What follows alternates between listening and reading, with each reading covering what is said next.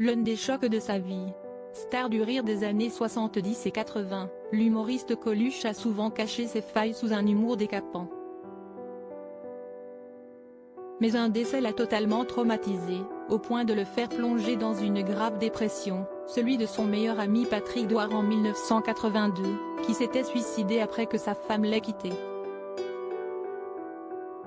Pour Coluche, leur amitié s'est terminée par un drame, le 16 juillet 1982, alors qu'il est marié à Elsa et père d'une petite fille, Lola. Aujourd'hui devenue actrice, l'acteur Patrick Douar se tire une balle dans la tête. Un terrible geste commis avec la carabine que son meilleur ami Coluche lui a offert quelques mois plus tôt pour une blague.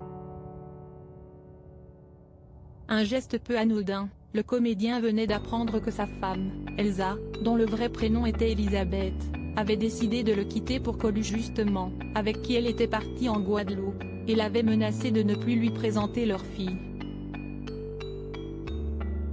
Il faut dire que Patrick Douar, à l'époque, est particulièrement fragile psychologiquement et souffre d'une grave addiction à l'héroïne. Ma mère m'a dit qu'à ce moment-là elle était partie décrocher en Guadeloupe sur l'invitation de Coluche, avait notamment raconté sa fille dans un documentaire diffusé il y a quelques mois. Avant de s'adresser à son père, maman t'a appelé.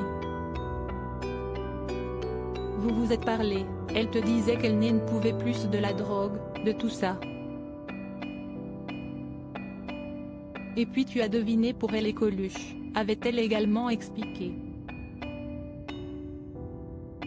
L'humoriste, fâché que son ami fasse souffrir la femme qu'il aimait, se serait quant à lui montré très dur. Il lui a dit que la femme qu'il aimait était entre ses bras à lui et pauvre con, arrête de téléphoner, tu nous fais chier. L'acteur finit par se tirer une balle dans la tête.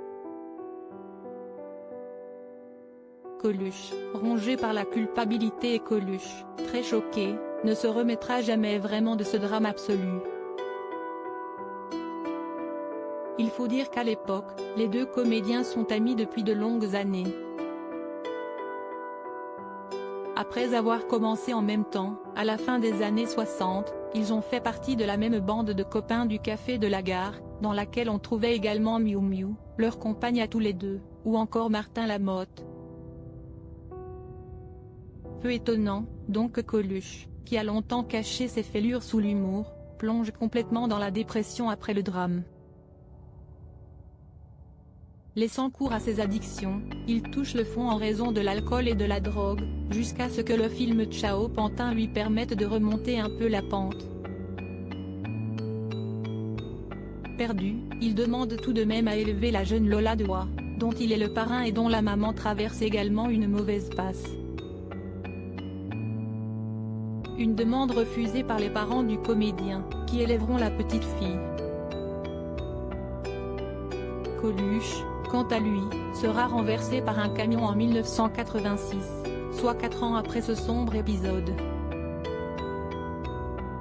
Une fin terrible, il y a 37 ans aujourd'hui, pour cet homme qui a tant fait rire pendant une décennie.